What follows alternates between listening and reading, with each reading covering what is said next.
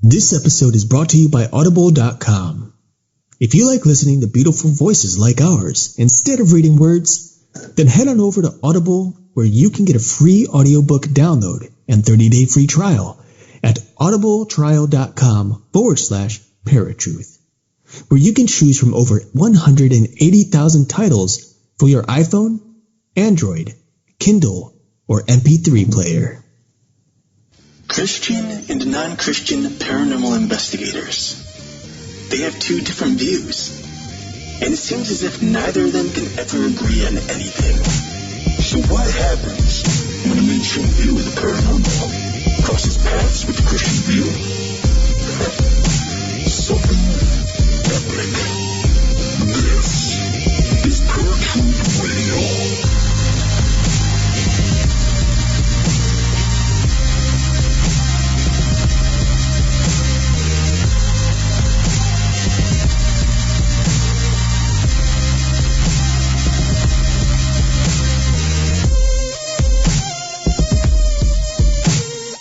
What's going on, Paratruthers? Welcome to a brand new episode of Paratruth Radio. My name is Justin. And I'm Eric. Tonight we got an awesome show for you. It's one you're not going to want to miss. So let's get going. There are tales of hauntings scattered throughout history. And while most of us would run from such hauntings, some of us actually collect it. Archive of the Afterlife, the National Museum of the Paranormal, has appeared on Destination America, and tonight we have the privilege to speak with the owner of the museum, Steve Hummel. Welcome to the annual Paratruth Radio Halloween Special. Ladies and gentlemen, boys and girls, children of all ages, for those of you listening at Paranormal UK Radio Network, TMV Cafe, Fringe Radio Network, or paratruthradio.com, let's get ready to expose some lies. Steve, welcome to Paratruth Radio. How are you doing this evening? Good. How are you doing? Very, very good. Eric, how are you doing? I am tired, to be honest. So we wanted to get you on. You had requested to come on about your paranormal museum. But first, before we get into that, why don't you tell us a little bit about yourself and what got you interested in the paranormal? Okay. Well, of course, you have the whole, a lot of it's cliche what you hear from a lot of people, and, you would hear and see things when you're at a younger age. I always had an interest in the paranormal at a younger age. But it didn't really start coming to fruition until I started working at the former West Virginia State Penitentiary as a historical and paranormal tour guide. And that's been about 10 years ago. I've been working there for about 10 years now.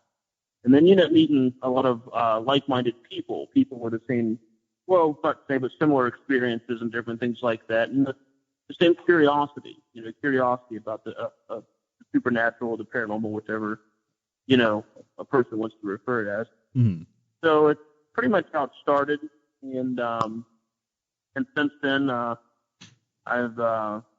kind of joined up with my best friends, Ryan Zackrell, Dave Gear, and Jason McKinney. We do our own paranormal YouTube channel called Paranormal Quest. We've been doing that for about 6.5, 7 years. Out of the 10 years, I've been really into the paranormal. So it's pretty much a passion now. And then about November 2011 is when I founded and opened the Archive of the Afterlife, the National Museum of the Paranormal that I have now.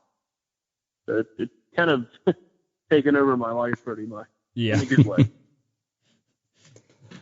Well, now, people outside of the paranormal community, most people I think would run away from the paranormal, but you're one of those few who actually seem to collect the paranormal. I mean, at what point did you decide, hey, I'm going to start collecting these things and archive them for people to see? Well, I've always collected this and that, from collecting movies. I'm a big collector in mainly World War II, but anything military I have an interest in. So I've always kind of been a pack rat. But it started one time, my friends at the time, it was just Dave, Ryan, and I, we went to go to Gettysburg, and we were going to do a little paranormal event and visit the. At the time, there was a museum there, a paranormal museum called the International Museum of Spiritual Investigations, and it's kind of a long title, but yeah. And we get to meet Alexandra Holzer. She's doing a little event there, and get to shoot the breeze with her, and and really get to meet some newer faces that are in the paranormal field and whatnot. And as I went around the museum, I'm like, this is really interesting. And then it had some nice readouts and pictures. They had like a 1950s Ouija board. They didn't have a lot of haunted items. It was more photographs and information and stuff. And they had a little gift shop area, of course. And then at the time, I had already had a fitness center, a gym, and had a building next to it that I opened up a little diner. It had a poker room, which I wasn't using. I didn't know what I wanted to use it for. And I thought, well, I could do a little twist on collecting paranormal items and ghost stories and stuff like that. So I took the poker room and made it a complimentary museum at the time. But since then, I've sold both buildings. I don't have the businesses anymore, and I relocated my museum because the collection was pretty much busting at the seams where it was at, and moved it to the Sanford Community Center, which was formerly the Sanford Elementary School. And in a roundabout way, it's interesting because I went through all 6th grades of grade school there. Wow. So I rent a room out there now. The school is very, very haunted. It's very active. You've heard, of course, like Shepherdstown being considered one of the most haunted cities or towns in the country. Well, I would venture out to say Moundsville would rival it. Moundsville, originally, where I live and the museum's at now, originally was home to 6 to 8 burial mounds that all but one were pretty much decimated. And then, of course, we also have the former Westgate State Penitentiary, pretty much right smack dab in the middle of it, which was ranked in the top 5 most violent institutions in the nation. So it's, visiting that museum, kind of, I think, was the main igniter for me wanting to do a paranormal museum. Okay. Now, is that what inspired you to do the YouTube channel, or was it you guys had this idea to do that? We were already doing the YouTube. We were already investigating together and doing the YouTube channel. That was an entirely separate venture. I just started collecting because I had the diner going on at the time and wanted the complimentary museum, and I was going to do a military exhibit and stuff like that, which it was really expensive stuff. Well, yeah. I still have a small military exhibit in the museum, but the sole purpose is collecting haunted items, cursed items, whatever you want to call them. Mm-hmm. I have 2 embalming tables, adult casket, child's casket, different things like that. So that's interesting. One thing that I wanted to ask you about right off the bat, one of the artifacts is Annie, because actually my mom grew up in Wheeling, West Virginia, and you found her in an antique shop there. So it on the website it says that she's one of the most active artifacts in your museum. Tell us a little bit about that. Well, Annie, I knew of the picture before I had the museum, and it was at this Antique from the Market up by the fish market in Wheeling.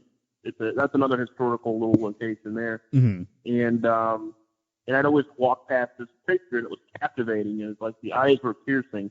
That type of energy was just unavoidable. And I always liked the picture. I always would find myself while visiting there just completely enthralled by it, just like staring, at her and just try to study the picture. And it wasn't until I opened the museum that I thought, well, I want that picture in the museum because I want to see if people sense what I did from it. I'm an empath, it's something that just kind of inherently happens for me when I go to especially antique places and different things like that. Mm-hmm. So I went up to get it, and lo and behold, that whole vendor was gone. The whole booth was empty, and I was really down about it because I really, really wanted that picture. So a few visits later up there at the store, I was up there buying or paying off on a military item. I can't really recall what it was at the time. And I was always walking around to check out the vendors, and I could see from a distance the vendor was still empty. But as I walked up to go past it to the next vendor, and I peeked to my right, it was entirely empty except for one thing, and that was the picture of her that wasn't there before. It was leaning against the wall with nothing, absolutely nothing around it. So I took it that it was, meant to happen for me to see it that day. So I purchased her that day. I purchased the portrait, and that was, I actually put it down, December 12th, 2011. Okay. No. It was December 12th, 2015 is when I actually found out where she was buried. Oh, I got her okay. in 2011. I can't remember exactly which date. Okay. And since then, from that point that I found her up until now, multiple people have mixed vibes off of her. Some feel threatened, some feel okay. I think, just, spirits, whatever you want to, however people identify them, they're like us. You can meet someone for the first time and know that you're going to trust that person. You're going to be best friends. You can meet someone for the first time, you're thinking, nah, I would never trust this in my life. So I definitely think that carries over into on the other side of the veil. But we've also recorded her through Spirit Box, through EVP. We've actually recorded her saying her name crystal clear. And we weren't even really addressing her at the time. My friends Kevin and Nicole were there. They bought some used equipment. I was just showing them how to use it. They were just kind of getting into, investigating. And I had asked if anyone was in here, and there was a young girl you hear say hello in a really, really feminine, light voice. And then I asked again, is anyone in here? And we were in the vicinity of the picture, but not even looking at it. And here, Annie, just crystal clear like that. And then Paranormal Quest, my friends and I decided to investigate the old location at one time. And we do what we call an abandonment technique. And what we do is we leave the recorders running, the cameras running, the proximity meters running, whatever, and then we lock up and leave. And no one gets in, no one gets out until we come back about 40 minutes to an hour later. And during that experiment we did, he actually activated a REM pod and hit 2 to 3 lights out of 4, and it was directly right in front of her portrait. So it was a very moving experience because, for me, it's kind of like family. You know what I mean? At this point, he's been with the museum, kind of with me in a way, since the beginning. So the first time I heard her voice, it was really, really crazy. Oh, I'm sure.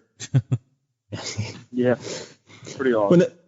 You're actually talking about all this activity and people feeling stuff and things that you've caught, but do you ever have people come to the museum who want to bring in their EMF detectors or something and try to see if they could find something or see if anything's giving off the energy at a particular time? Yeah, I encourage that. We actually, part of before I moved to the museum, I was already on the board of directors for the community center. I'm actually the president for this year. I mentioned doing overnight investigations as a way to help raise a little bit of money to help support the center. So we've already had overnight investigations started, and we took like $150 from 10 p.m. to 5 a.m. You know what I mean? Okay. And we actually, once I moved the museum there, they allowed me to add $25 onto it. So when I do the overnight, I open the museum up too. But during the day, people can bring in whatever, they could bring in some meters and stuff like that. We couldn't set up DVR systems because there's other people coming in from the public Right. to investigate.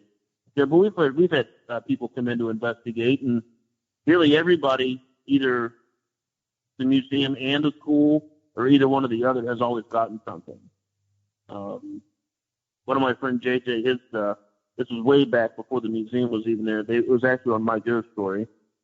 Of course, when my museum was at the old location, they interviewed me and used some of my trigger objects with the ghost asylum episode at the penitentiary.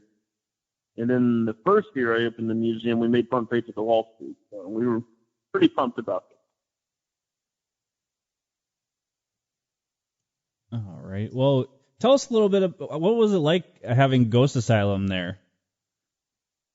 Well, they were probably some of the most down-to-earth, approachable people out of, the TV personalities that I've met. Okay. I did question the whole catching a ghost thing, but I get it. Producers got to make money. So. Right. There's really no argument around that. They got into I don't know. I couldn't tell how many were involved with this because I didn't step outside. But I know Porter and Doogie were some of the ones that got into an argument with the producer because they wanted to stay longer, shoot the breeze with me, and see some of the stuff I had in the museum. And the producer wanted to move on. And so they were good. Well, they can't have the show without us, so we're staying here for another 15, 20 minutes. I'm not in this. Right, yeah. I just appreciate you using my place and using the tanks and anything I can do to help. So right. I think they were very, very nice people. Well, now with these possessions that you have and these objects, people they tend to have trouble discerning or determining whether an object is actually possessed or the spirit is simply attached, and there is a difference. Is there any way that you go about trying to figure that out, or is it just kind of let it go and hey, this item is just paranormal and leave it at that? I actually have a section. I was going to do that from the beginning. Mm-hmm. Now I have pretty much written down into my 8-pound universe. I have pretty much memorized where everything came from, what the story behind it is. But I found out earlier on in collecting that if you have a detail, and some of my items do have a history printed out and presented because they come from important places. But I found out that if you imply things, sometimes I think that doesn't help people when they're not really in tune with the paranormal. I think obviously there's always the chance of implying something and they unconsciously adopt that into their view of the object. So I think for me, I have a sign up in one part of the museum that says abnormal artifact. And I leave it up to that person to kind of vibe with each particular item that they wish to. Mm-hmm. And I say at the end of the little readout, let us know what you think, what you feel. So, and that I think allows it to be a little bit more open for involvement, between the artifact and the individual. But purposely, I don't keep anything negative. If anything's negative, it gets flushed anyway. Okay. I mean, that was pretty much the college that I took. I went into church ministries. I'm ordained, so I don't purposely mess around with anything negative. I don't put up with it. I don't care for it. So. Okay. All right. So out of all of the artifacts that you've collected, what are some of your favorites? Well, of course, Annie. Right. Last year believe it or not, on eBay. And it's funny because my coworkers and I would always joke around that this item would actually pop up on eBay one day. And I was working in night court when I found it on eBay. And was actually the once lost execution cap to the electric chair from the penitentiary. So I do have that. That's connected to nine executions. Wow. And we've actually, my good friend of mine, Dave Spinks, they have Society of the Supernatural. He had Dave Weatherly, Sean Austin. He came up early to one of the events I did this past summer, and we all made contact with 2 of the 9 inmates that were executed in Old Sparky. The interesting thing is with one of them, Mike Ingram, he was executed for the murder of a adult female named Zenobia and her 7-year-old little girl named Melba Louise. While we're listening to the spirit box go on, and it was recorded, of course, at certain points you could hear a young, faint female voice saying, it sounded like Melba, but you couldn't quite. It wasn't Class A. It'd be like Class A, B, or C, or whatever in that area. But for some odd reason, it was interesting. We believe we were making contact with the 7-year-old victim through that whole ordeal, that part of the investigation. It was pretty amazing. Wow. Well, I know Justin just asked, what are your favorites, but what is the most unlikely or even weird possession that you have there? Okay. Of course, the Cap Annie are top. I'd say I have a Dr. Seuss flip book that is actually an artifact that has a 2-year-old little girl named Nasira attached to it. And there's a very, very tragic case. It was a quadruple homicide just across the river here in St. Clairsville, Ohio, back in 2011. There was a Pakistani family. I believe both were doctors. I know the wife was a doctor. And she wanted a divorce. And of course, in that, from what I've gathered in that, culture, that's a, big no-no. Right. And he was arrested at JFK Airport. He had his 2 sons. They all 3 had passports to Pakistan. And this was after his wife, her dad, which had come down from Canada for moral support, and the wife, her name was Lubania. Yeah, Lubania. And his wife's sister and the sister's 2-year-old. All 4 were found murdered in the house with their throats cut. Wow. So It was a pretty big case. Now, my friend, Shane Berge, he moved to Texas a couple of years ago. He and I were very good friends. Both of us were, diehard paranormal researchers. And he had the case where this lady she could hear, it sounded like a kid giggling. She felt like she was being watched at her house a lot. And so he did a couple preliminary investigations at this client's house. And he said they pinpointed it to this book. So he asked her, "Where'd you get the book?" He said, "A yard sale." He asked her, "Where was the yard sale?" He told him the address. He researched it, and it was the same address that the homicide took place in. Mm-hmm. So there's actually a little bit of stains on the front cover of the book, too. I've had my friend Gary, who worked with the fire department. He came in, and we used their – lost the name of the type of light they use. The light they use when they're looking for blood splatter and stuff like that. I know it's a simple name. I just can't think of it. Is it a UV light, possibly? Thank you. Yeah, UV light. Thank you. I knew it was simple. It's been a long day. Yeah. He brought it in from the fire department and usually confirmed that it actually was bloodstains on the cover of the book. So, wow. Which is interesting. This is interesting. Now, a friend of mine is a really in-tune psychic, so I trust her. And he said from her sensing is that Annie actually watches over her now, Nasira, the little girl. So we can't confirm that. There's nothing to support that necessarily, but from her sensory perception, that she feels that Annie kind of watches over Nasira. So, and from the vibe I get from Annie, that would be appropriate because Annie's a very she's very particular, but she's a very, very compassionate type of energy. So. Mm-hmm. Okay.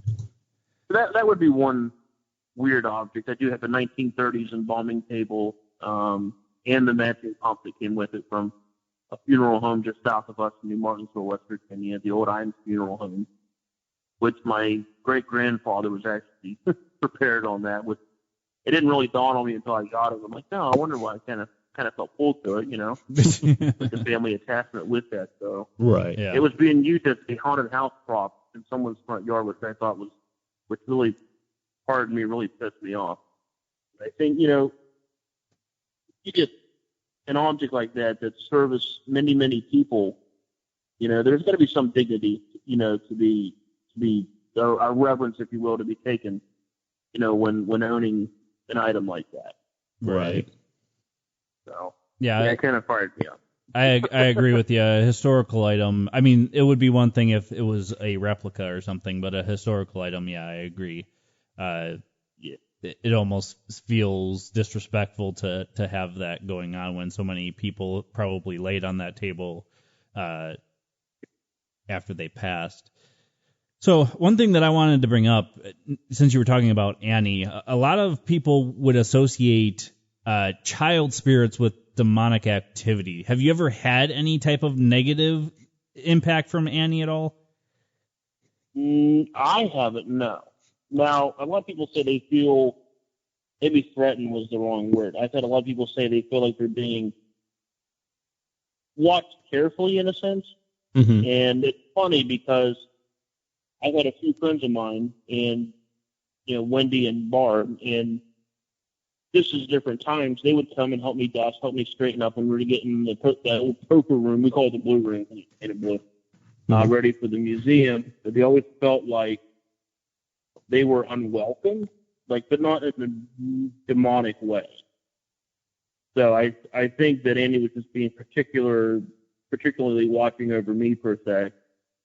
So at one point I said, Andy, I do have friends that are ladies. You're just going to have to trust me that everything's okay. And since then, it wasn't as bad. So. Okay. But nothing, at the old location, we did have a couple. We had a couple issues with what I believe was a demonic entity, and I took care of it accordingly. Okay. Well, now, in regards to some of these entities, in this case, you had one demonic entity, but do people ever fear, or have you ever maybe experienced any of these spirits perhaps leave the object that they're attached to and follow somebody else home, or tend to bring in open doorways to other spirits that may be haunting the museum itself or following people home? I have not had that happen. I've not heard that happen to other people. Okay. Now, I have been kind of a weird experience, so someone might know the correct terminology for it. I remember two individual times, separate times. I was sleeping in my bed, which is very close up against the wall. Mm-hmm. And I remember sleeping. I remember seeing myself sleeping and looking across my body at the door to my bedroom. So it was kind of out of body in a sense. Don't know how, don't know why. I mean, maybe astral projection is possible. I'm sure some people believe that it 100% is. I'm not doubting that either way.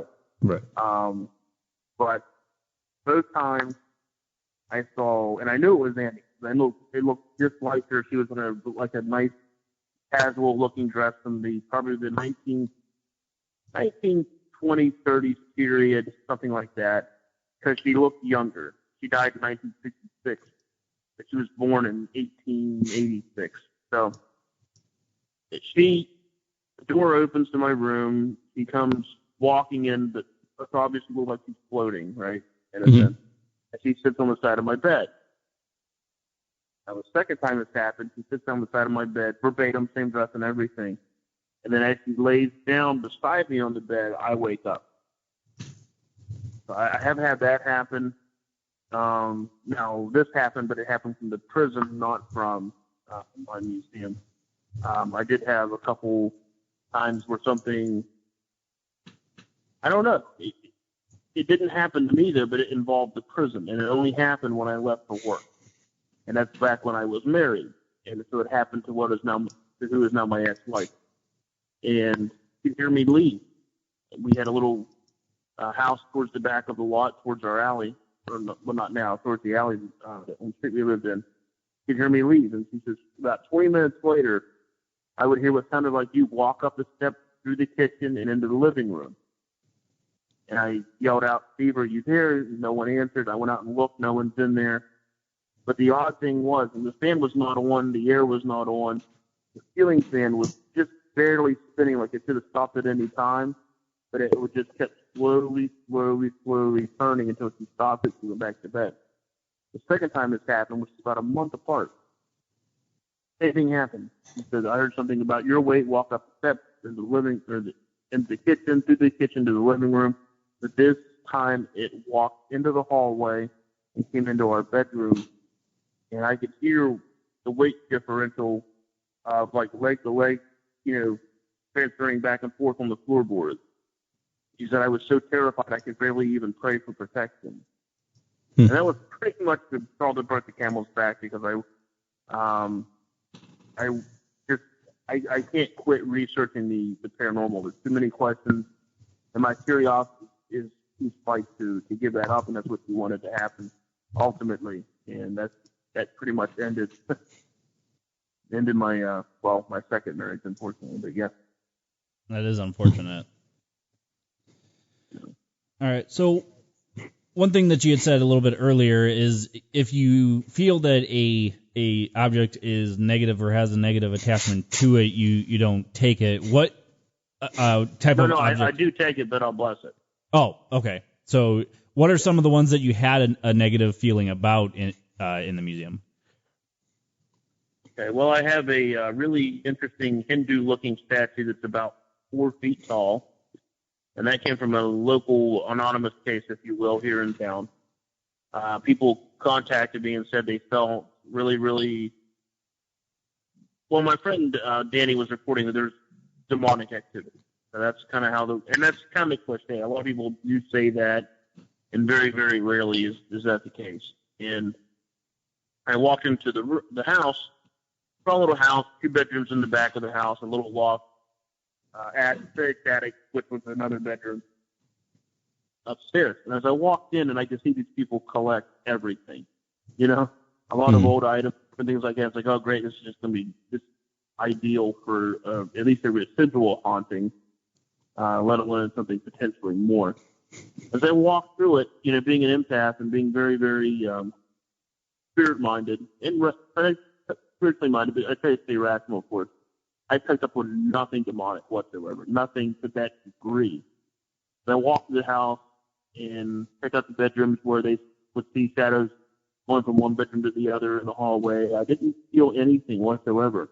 As I walked up the steps to the loft bedroom in the attic area, if you will, there was the statue that I just mentioned was literally right by you on the little ledge as you walk up the steps, to the point where I actually kind of shifted to my right a little bit, one foot, like the energy really projected itself from this item. And I said, right now, sir, I don't think you have anything demonic, but this item right here definitely is resonating an offensive type of energy. Okay. He goes, well, what do you want me to do? And I said, well, what we can do is I could put it in the museum for a while and, quick day, you see if it works and dies down the energy. Because apparently the dad, which I didn't find this out until a few weeks later when I talked to one of the kids. Apparently the dad was getting very, very bitter, very, very irate, and just would lash out a lot at people in the household. And I removed the item, took it to the museum, and just put it there. Since then, they've never asked for it back. And after I talked to this one of his daughters, I believe, she said her dad has done a complete 180 and is back to himself again, where he's very, very kind, very, very nice, good-natured. Another item that I've had was anonymously donated by a guy in Glendale, which is just a little suburb of Moundsville here. And he was going to college down around Huntington, West Virginia.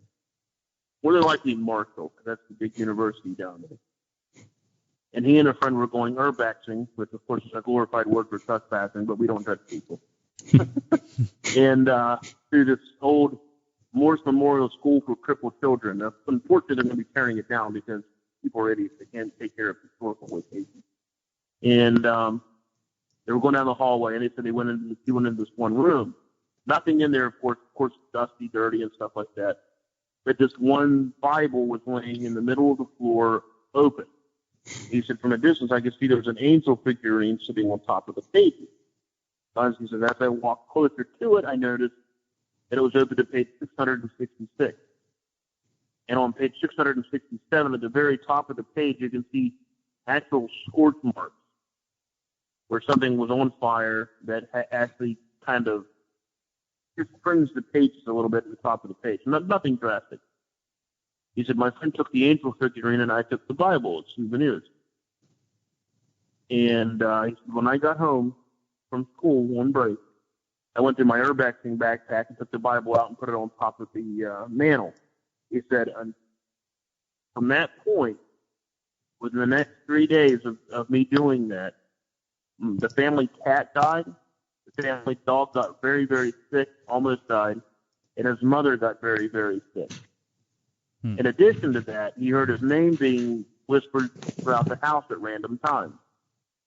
And on the third day, he was letting his dog out to use the restroom, and the dog ran to a off to the right in the backyard to an area where he couldn't see from the back porch. And he heard the dog growling and barking, like protective-wise. So as he went to go look to see what his dog was barking at, the dog literally had ran past him yelping to go back into the house.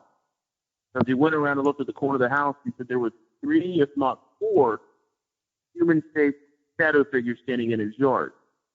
He said, I ran back into the house, closed and locked the door, and I went to a portion of the house where I could look out of a window down at that area, from a safe area at where those images were standing. So they were not there. There weren't even any footprints in the grass. And that's when he contacted me the next day and asked me if I would take it and keep his name anonymous. I had wrote it down, but I forgot what I did with that paper that had his actual name on it. So what I did is I took the Bible, and I'll tell you what, this is one of the very few items I've actually held in my hand and had my stomach start to turn. It takes a lot to get me queasy. I'm Irish. I have a cast iron stomach, and and I actually felt the gears start turning. I'm like, yeah, I'll deal with this later, because I was listening to his story so I can actually document, what had happened. But I blessed it, and I put one of my crosses I had on top of the pages, and haven't had an issue with it since. So.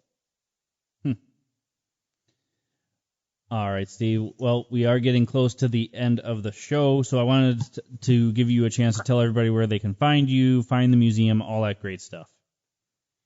All right. Well, it's called Archive of the Afterlife, the National Museum of the Paranormal. You can find it on Facebook, TripAdvisor. I'm, co-producer of Paranormal Quest on YouTube. You guys need to check that out. We take history and take the mystery and blend it all into one. And we like to be entertaining yet informal with that, so definitely check that out. I have an event October 28th from 4 p.m. to 7 p.m. here at the Stanford Community Center. We'll have vendors, speakers, live music by my good buddy Matt Van Fossen. He's been on stage with Tim McGraw, Brooks and Dunn.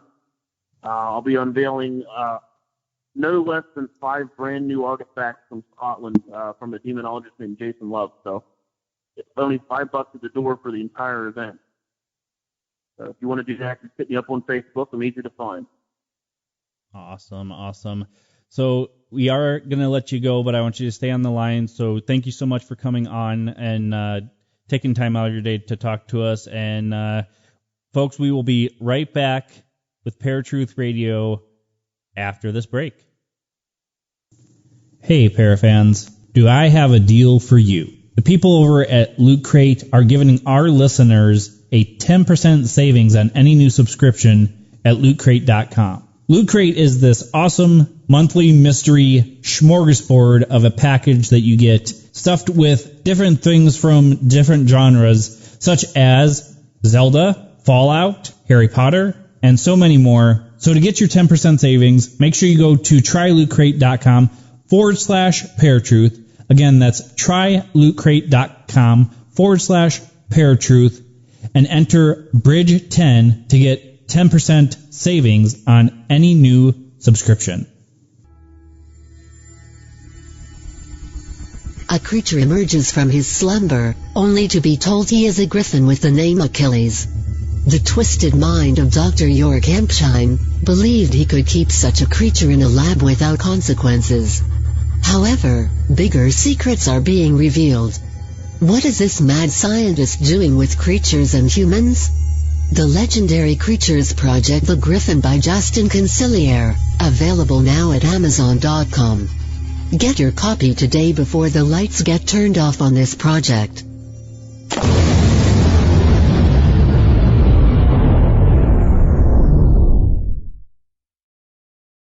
Hey, this is Eric, and you're about to listen to the audio trailer of my short film, The Revealed, which is now streaming worldwide.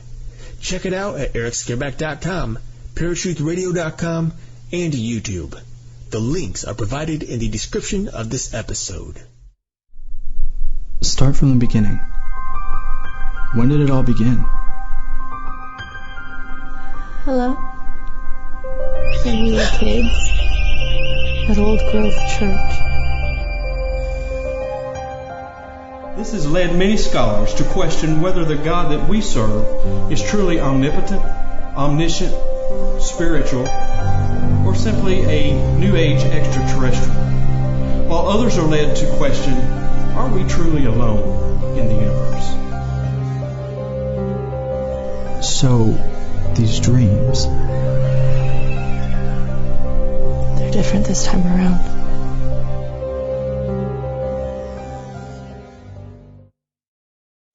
Welcome back to Paratruth Radio. My name is Eric. And I'm Justin. And we had just got off the line with Steve Hummel, the owner of the Archive of the Afterlife, the National Museum of the Paranormal. It's a pretty cool thing, guys. If you're in the area or you're ever up to traveling, you should go check it out. It's a different type of history. We have history museums all over the country and all over the world. But it's rare that you actually come across a paranormal history museum, if you will. So yeah, if you're into that kind of thing, I mean, there you go. If anything you heard on this show tonight interests you.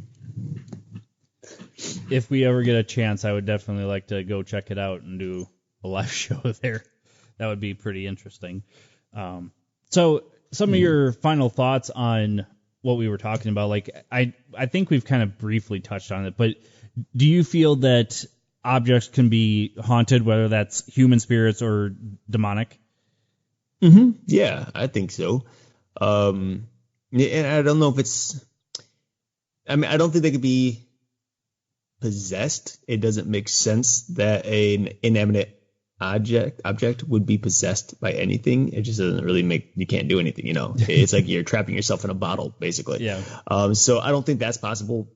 Being attached to something, though, maybe so. I mean, it'd be no different than being in a building that's haunted, that just spirits or dark entities that are attached to it for one reason or another. If a lot of bad history happened, such as many of the hospitals that we see from the paranormal investigations, prisons, things of the like, sometimes a lot of bad mojo is there. Bad things happen, a lot of killing, a lot of just disease and this and that, things that negative entities tend to feed off of. And so, yeah, I definitely think if there's an object like such in which there's some type of negativity to it, in some way, somehow, then yeah, a spirit can, I think, attach itself to it. But I think it's just as easy for them to leave that object if they so choose to. Yeah, I would agree with you there. And I think that if it is human spirits that are attaching themselves to objects, that they're probably trying to hold on to something of their previous life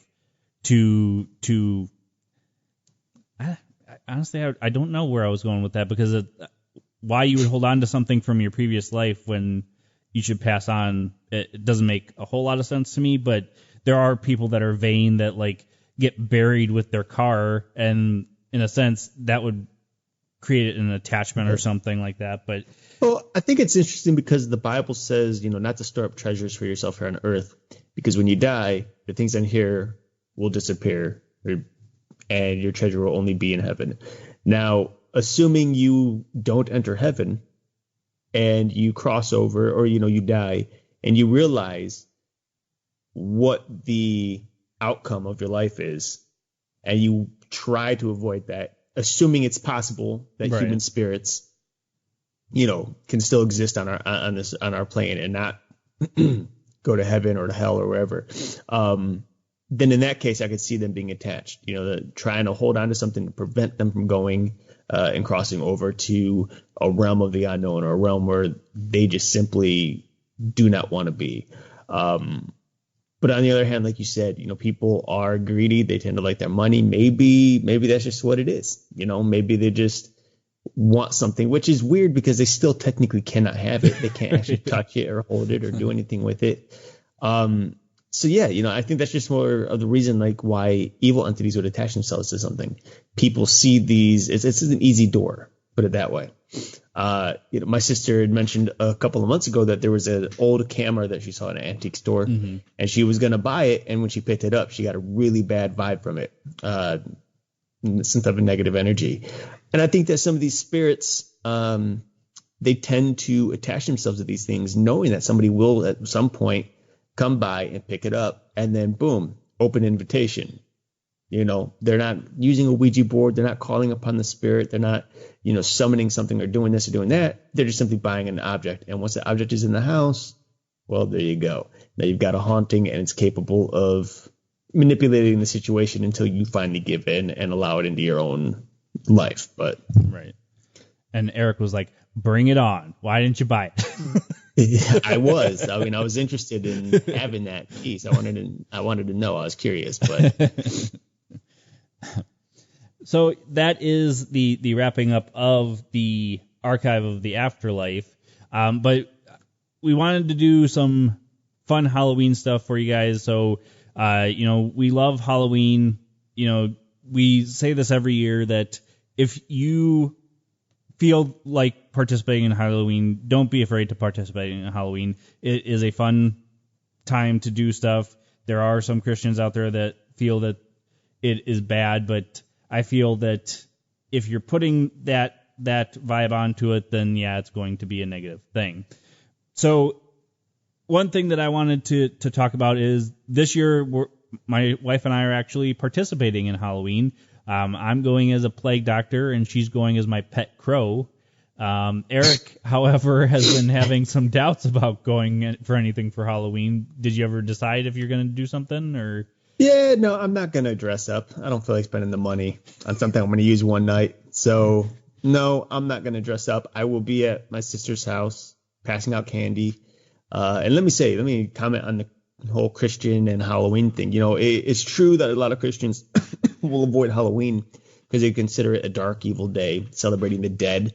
And in this case, for the born-again Christians, celebrating evil, celebrating the devil and all of his crap.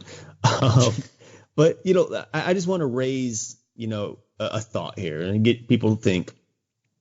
And my question is, for those of you Christians who do normally avoid, or maybe have always avoided Halloween, do you think that Jesus Christ, if he were here, would hide away in a house during Halloween? And I am 100% confident that the answer is no. Jesus would be out in the streets. He'd be preaching the gospel. He'd be casting out demons. He'd be healing the sick and, giving life to the poor, all that kind. He'd be raising the dead. And it doesn't mean that you necessarily have to go out and do all of that or try to. I mean, obviously raising the dead is kind of a difficult thing unless we're talking about spiritually. But what you can do as a Christian is go out, pass out some candy. And while you're doing so, pass out flyers to your church, pass out Bible verses, pass out Bibles. It's usually cold on Halloween in most places in the country. Make some apple cider, hot apple cider for the kids, as they're going by, treat them, keep them warm, things like that. There is a way to be a Christian out on Halloween, mingling with people who are celebrating Halloween without actually celebrating Halloween. It's a dark day. Jesus says, be a light in the dark. What better day than Halloween night? So just food for thought. I just hope everyone will think about that and maybe do something. It'd be great. There's still time. Get your church to rally together and do a trunk or treat is what they call it, where Christians from the church, they bring their cars, they put candy in the trunks. Oh. Kids come around, and it's very, it's pleasant. I mean, obviously some kids are going to show up in gory costumes and this and that, but that doesn't mean you should avoid them. Jesus wouldn't. So, make it an enjoyable time. Yeah, I think that's a good point. It would be a good time for fellowship as well as just still indulging in the holiday without actually indulging in the holiday. I think that's a good point. I do think that this is the first year that you have not dressed up for Halloween, though. No, I don't think I dressed up last year. Oh. I remember the Batman costume. That was 2 years. Yeah, that was 2 years ago. That was 2 years ago. Last year, I just sat on my couch by myself with a Butterfinger, a Milky Way, some kind of fruity candy, I'm sure, apple cider. Oh, hard apple cider. It's one of those. And a Blu-ray copy of Evil Dead. So it's a good night. The new or the old? The old. I haven't even seen the new. I did. It wasn't that great. So if I tell everybody this right now, do not see the new Evil Dead. I'm a huge fan of Bruce Campbell. So so and that's one thing too. I mean, one thing you can do for Halloween is, even if you don't want to go outside, sit at home. If you don't like scary movies, there's cute Halloween movies out there. I'm sure there would be people that would argue with me saying even those are not good for you, but there's stuff to enjoy without being in the holiday if you don't want to be in the holiday. So I do encourage everybody to at least do something pleasant on Halloween, whether that's, like Eric suggested, giving out hot cider, participating with your church for a trunk or treat, or just sitting at home and enjoying the holiday with your loved ones and watching some cutesy Halloween movies with some candy, some popcorn balls, whatever you want to make. And just be safe. I mean, for those of you guys out there that are adults that go out on Halloween, just be safe. No drinking and driving. On top of New Year's Eve, Halloween is one of those ones where people just want to be stupid and get into trouble. Mm-hmm. So right. I do encourage you guys to be safe. Any final thoughts from you?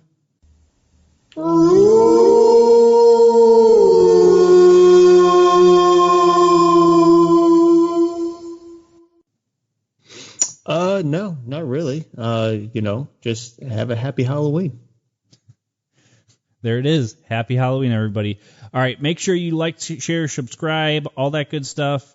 All right, folks, so make sure you like, share, subscribe everywhere that we are at. If you listen on Paranormal UK Radio Network, Fringe Radio Network, or TMV Cafe, you can find us there. Most of those websites have like a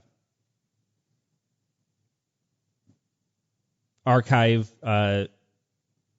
system so that you can listen to past shows. So check all of those sites out as well, which is paranormalukradio.network.com, fringeradionetwork.com, tmvcafe.com, as well as radioandpodcast.com. And make sure you check out paratruthradio.com. We do have the new t-shirts up there. And what better thing to wear on Halloween than a Paratruth Radio t-shirt? Plenty of people have said that they love the cartoon Eric and Justin, so makes me kind of happy because we were really impressed with it. So definitely check that out as well while you're there. And you can even shoot us an email, like I said last week, and just tell us what you think on an episode. If you want to hear a certain guest or a certain topic that we haven't touched on yet, or you want us to reiterate on a certain topic. Check all of that out right there at paratruthradio.com. So until next week, folks, where you'll find us same time, same channel. My name is Justin. And I'm Eric. Peace. And happy Halloween.